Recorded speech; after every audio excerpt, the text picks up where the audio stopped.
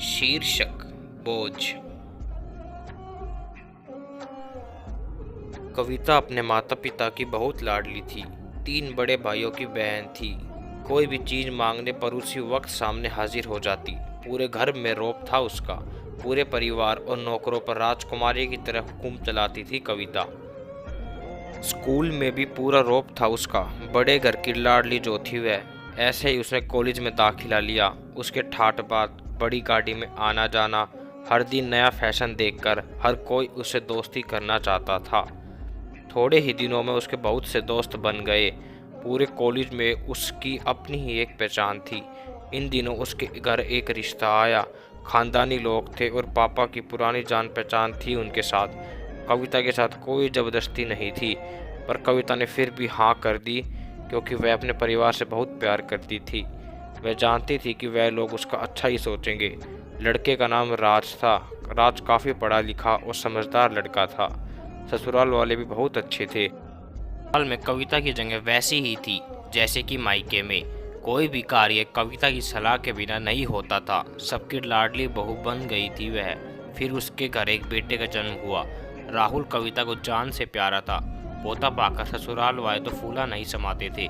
कविता कभी कभी सोचती थी कि उसकी किस्मत कितनी अच्छी है। उसका हर अपना उससे कितना प्यार करता है। चाहे जीवन में कैसा भी समय आए, मेरे हमेशा मेरे साथ है। मैं कभी अकेली नहीं हो सकती। कितनी खुशकिस्मत हूँ मैं। पर शायद कविता की खुशियों को उसकी अपनी ही नज़र लग गई थी। एक दिन वह मायके जाने की जिद कर बैठी। राज को बहुत काम था, लेकिन वह फिर भी उसे ले गया। रास्ते में उनकी गाड़ी अन्य गाड़ी से टकरा गई। कविता, राज और राहुल बहुत बुरी तरह से जख्मी हो गए। काफ़ी दिनों के इलाज के बाद राज और राहुल तो ठीक हो गए, लेकिन कविता पूरी तरह ठीक न हो सकी। सर पर चोट लगने के कारण वह अपनी आंखों की रोशनी खो बैठी। अब कविता की किस्मत जैसे उल्टे पांव चलने लगी। मायके वाले कुछ दिनों तक उससे मिलने आते रहे, फिर कभी कभार फ़ोन ही करके पूछ लेते कि अब कैसी हो। धीरे धीरे ये सिलसिला भी कम हो गया। ससुराल वालों की सहानुभूति भी कम होने लगी। घर में किसी को पास बैठने के लिए कहती तो जवाब मिलता, बहुत काम है, अब तुम भी हाथ नहीं बता सकती। राज भी चिड़चिड़ा हो गया था। बस राहुल ही था उसके साथ, जिसके साथ हंसते खेलते उसका वक्त गुजरता। एक दिन कविता के हाथ से कुछ सामान गिर गया, जिसकी वजह से राहुल को हल्की सी चोट लग गई। कविता के सास ससुर ने राहुल को उससे अलग कर दिया कि कहीं उसके ना देखने की वजह से बच्चे का कोई नुकसान ना हो जाए। कविता अंदर से टूट चुकी थी। एक दिन उसे सबके सामने मायके जाने की इच्छा रखी तो राज उसे तुरंत मायके छोड़ आया, जैसे कि वह भी यही चाहता था।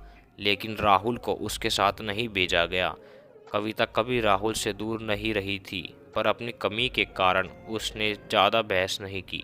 कविता को लगा कि वह 3-4 दिन वहाँ रहेगी तो थोड़ा हवा पानी बदल जाएगा, क्योंकि वह कितने दिन से कहीं भी बाहर नहीं गई थी। घर वाले भी इतने दिनों बाद उसे देखकर कितने खुश होंगे। कविता के घर पहुंचने पर सब लोग बहुत खुश हुए। खाने में सब कुछ कविता की पसंद का ही बना था। उसने अपनी मम्मी पापा और भाई भाभीयों से दिल खोल कर बातें की। उनके छोटे छोटे बच्चे भी बुआ के साथ घुल मिल गए थे। रात को सोने के वक्त जब वह कपड़े बदलने लगी तो उसे पता चला कि उसका बैग तो बहुत भरा हुआ था। वह सब समझ गई। वह बहुत उदास हो गई। कुछ दिनों तक तो सब ठीक रहा, फिर जैसे सब बदलने लगा, उसका व्यवहार बदल रहा था।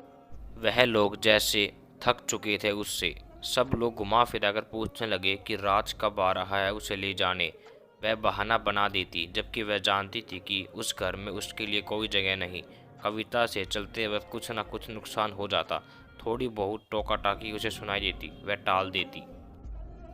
एक दिन उसके हाथ से लगकर एक कीमती फूलदान टूट गया। छोटी भाभी ने बहुत हंगामा मचाया। कविता के माता पिता रोज रोज के झमेलों से तंग आ गए थे।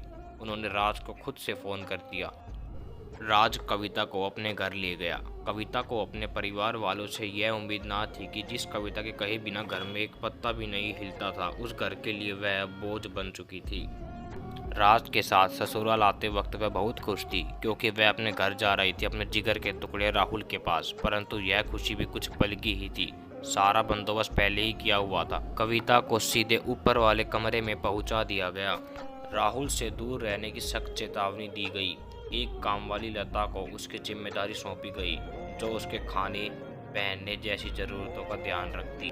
कविता ज्यादातर चुप ही रहती, कभी कभी काम वाली लता से थोड़ा बतिया लेती। उसके जरिए राहुल का पता चल जाता। सबकी लाडली बेटी और बहू सबके लिए लाडली से बोझ बन चुकी थी।